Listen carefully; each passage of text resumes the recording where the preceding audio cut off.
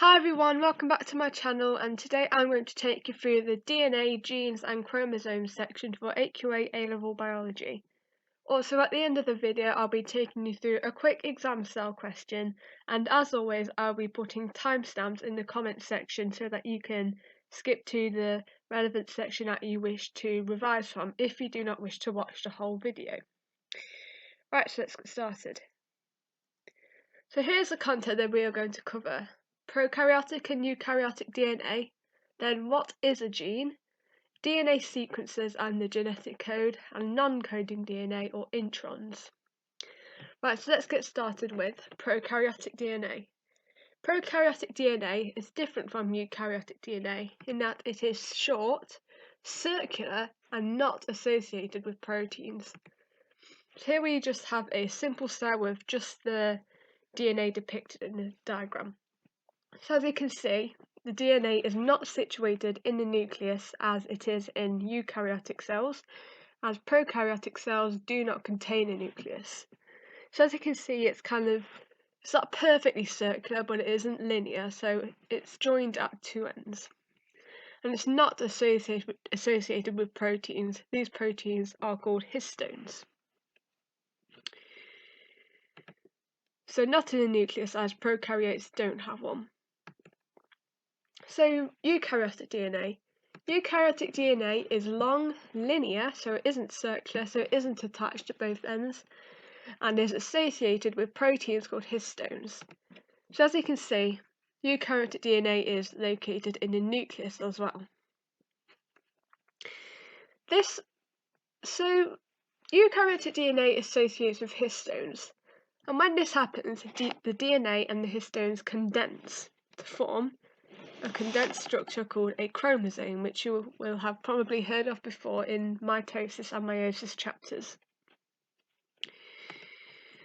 So mitochondria and chloroplasts have DNA too. It's not just the nucleus or the cytoplasm in the case of prokaryotic cells. So like mitochondria and chloroplast DNA has the properties of prokaryotic DNA, so it is short, circular, and not associated with proteins or histones. So before I go on to the genetic code and what is a gene section, I'm just going to give you a quick recap of the DNA bases.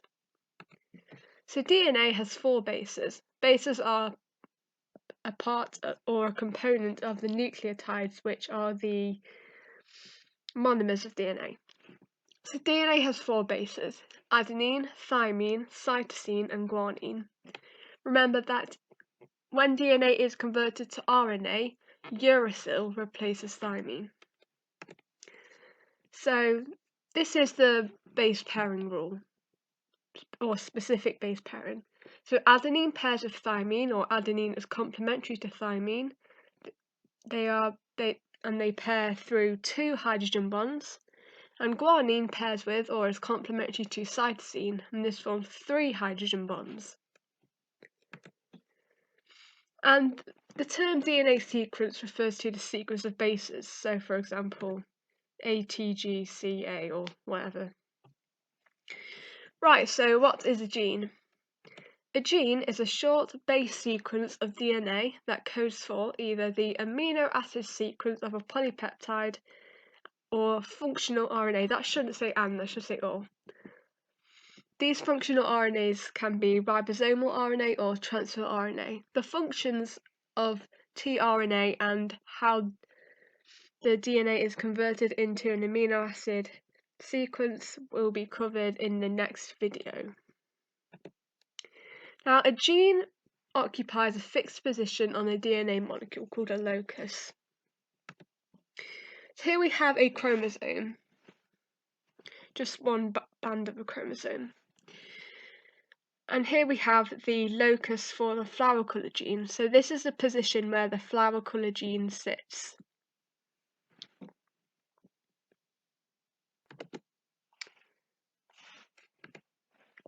So here is an example of a gene, a very short gene. This isn't any particular gene, it's just a sequence that I've made up. So a gene is a base sequence, so it is read along the sequence. And what separates different genes are stop codons. So this here would be the stop codon. So the stop codon is where the enzymes that convert the DNA into an amino acid sequence drops off or finishes reading the gene. So this means that the correct amounts of bases are incorporated into the product that is created from the gene. Now I'll go on to what codons are next. So here's stop codon. So 3 DNA bases form a codon. A codon is a triplet of bases that encode a specific amino acid. So if we have the 3 bases CAG, for example, this will encode the amino acid glutamine. And if we have the codon GCC, this will encode the amino acid alanine. So if we have the same sequence as before, we can split this up into codons. So we would have CCA, GCC, AGT, CAG, GGC, and AGA, which remember is the stop codon. So this is where the gene is stopped being read. So now we're going to look at the genetic code. So it looks quite complicated, but it really isn't. So the genetic code is the code that tells you which amino acids are coded for by the codons. So here we need to look first at the first letter column. So if your first letter in your codon was A, you would look at these 4 boxes here. If the second letter was C, for example, you would look at just this box here. If the third letter was G, for example, you would look here, and then you would see that your particular codon would include threonine. Now these symbols here, these are basically the 3-letter denotions of amino acids, as all amino acids have 3-letter codes and 1-letter codes. You just need to be aware of the 3-letter codes. So if we have our DNA sequence from before, and we split it up into codons again, so CCA, GCC, AGT, CAG, GGC, and AGA, we can have a look at what amino acids they encode. So if we have the first codon CCA, first letter is C, second letter C, and third letter is A, so this encodes proline. If we look at the next one, GCC, if we look along G, C, C, so that encodes alanine. AGT the next one, so we can look along AG. Now, something important about the genetic code is that it doesn't include thymine, it just shows uracil. But remember that uracil is the replacement of thymine in RNA. So if we have a T in your sequence, you just need to look at what U is. So AGU here encodes serine. The next one, CAG. CAG encodes glutamine. GGC encodes glycine, and AGA is our stop codon, so that is where the gene has stopped being read. So therefore we can say that the amino acid sequence is pro, ala, cer, GLN, GLY, and not met. This should read stop, not met. So now you need to know about the actual properties of the genetic code. First property is that it is universal.